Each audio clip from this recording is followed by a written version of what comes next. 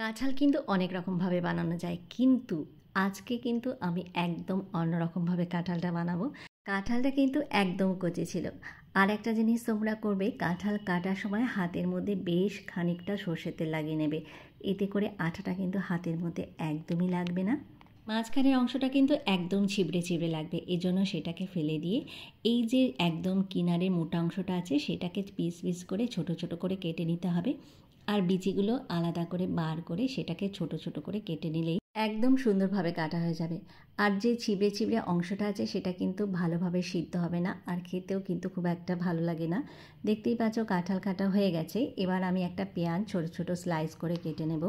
কাঁঠাল কাটার পরে তোমরা কিন্তু একটুখানি জল দিয়ে তার মধ্যে সামান্য একটু তেল দিয়ে, তেল মানে সর্ষের তেল দিয়ে একটুখানি ভিজিয়ে রাখবে। এতে করে কষ ভাবটা অনেকটাই চলে যাবে আর কালারটা একদম চেঞ্জ হবে না। এবার এটাকে ভালো করে ধুয়ে নেব। আর যদি মনে হয় মাঝখানে কোনো অংশ রয়ে গেছে ফেলতে হবে, সেটাকে আগে থেকেই বেছে আলাদা করে নেব। আমি যে প্রসেসে করছি এটা কিন্তু একদম আলাদা রকমের একটা টেস্ট হয়, আর খেতে কিন্তু খুবই ভালো হয়। দেখতেই পাচ্ছ সবগুলো ধোয়া হয়ে গেছে। এবার একটা পাত্রের মধ্যে আলাদা করে জল ঝরিয়ে নিয়ে নিচ্ছি। এর মধ্যে জলটা ঝরিয়ে নিলেই ভালো হয়, যাতে করে একটু জল না থাকে। তারপর দেখো পরিমাণ মতো নুন দিয়ে দেব। এরপর দিয়ে দেব হলুদ। হলুদটা একটু বেশি করেই লাগবে, যেহেতু কোয়ান্টিটিটা অনেক বেশি পরিমাণে রয়েছে।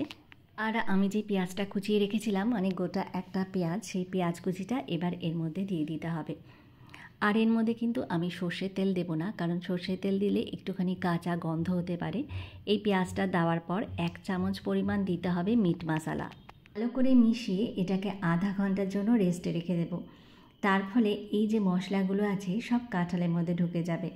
এর মাঝে একটা পেস্ট বানিয়ে নেব। দেখো একটা মিক্সার জারের মধ্যে আমি কিছুটা আদা, কাঁচা লঙ্কা আর জিরে, সাদা গোটা জিরে এর মধ্যে 3 থেকে 4 চামচ পরিমাণ দিয়ে দিচ্ছি। অল্প করে জল দিয়ে দেবো, দিয়ে এর একটা ফাইন পেস্ট বানিয়ে নেব। অনেক রকমভাবে রান্না করা যায়, আর এরকম করে তোমরা যদি রান্না করো সত্যি বলছি খেতে কিন্তু খুবই ভালো লাগে। যেহেতু এই সিজনে এঁচোড় অনেক পাওয়া যায়, সেই জন্য মনে হয় যেন এক এক রকমভাবে এই রান্নাটা করি, আর খেতেও খুবই ভালো লাগে। এঁচোড়ের কারিতে আলু না দিলে খেতে কিন্তু একদম ভালো লাগে না, তাই কটা আলু কেটে নিয়েছি। আলুগুলো কিন্তু একদম যেরকম এঁচোড় কেটেছিলাম ঠিক সেরকমভাবেই কেটে নেবো, ছোট ছোট করে পিস করে। আমি ছোট ছোট দুটো আলু নিয়ে নিয়েছি, তোমরা চাইলে এর বেশিও দিতে পারো। আর কিন্তু যেরকম এঁচোড় কাটা হয়েছে ঠিক সেরকম সাইজেরই করতে হবে, এতে করে কিন্তু সেদ্ধটা ভালো মতো হবে।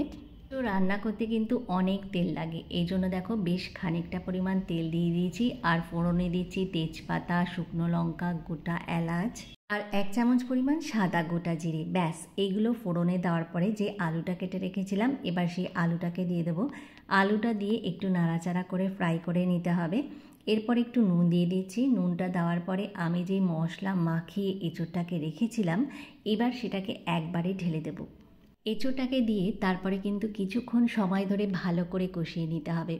মানে অনেকক্ষণই কষিয়ে নেওয়ার পরে আমি যেই মশলাটা বানিয়ে রেখেছিলাম, মানে জিরে, লঙ্কা, আদা সবগুলোর পেস্ট, তারপরে কিন্তু এটাকে অ্যাড করব। প্রথম অবস্থায় এটাকে দেব না, কিছুক্ষণ কষানোর পরে তখন দেখব যে একদমই ভালো মতো মজে আসছে আর কালারটাও একটু চেঞ্জ হয়ে যাচ্ছে, তখনই এর মধ্যে মশলাটা অ্যাড করব। কারণ জানোই এঁচোড় অনেকে সেদ্ধ করে নেয়, আর যেহেতু আমি প্রথমেই এঁচোড়টাকে কষিয়ে নিচ্ছি, এই জন্য অনেকক্ষণ সময় ধরে এটাকে কষিয়ে নিতে হবে। এই টমেটোটা কেটে রেখেছিলাম, এবার সেটাকে অ্যাড করে দেব। টমেটোটাকে দিয়ে আবারও মশলার সাথে ভালো করে কষিয়ে নেব। আর দেখতেই পাচ্ছ কালারটা কত সুন্দর লাগছে না, আর খেতে কিন্তু দুর্দান্ত হবে। এবারে বারে বারে ঢাকনা দিয়ে বা ঢাকনা খুলে বারে বারে অনেকক্ষণ সময় ধরে এটাকে কষিয়ে নিতে হবে। এর ফলে দেখবে কষানো অবস্থায় অনেকটা সেদ্ধ হয়ে গেছে, আর দেখো সুন্দর একটা গন্ধ বেরোবে। আরও কিছুক্ষণের জন্য ঢাকনা দিয়ে ঢেকে রাখছি। তারপরে দেখো যখন দেখব একদম ভালো মতো কষানো হয়ে গেছে, এর মধ্যে আমি জল অ্যাড করব।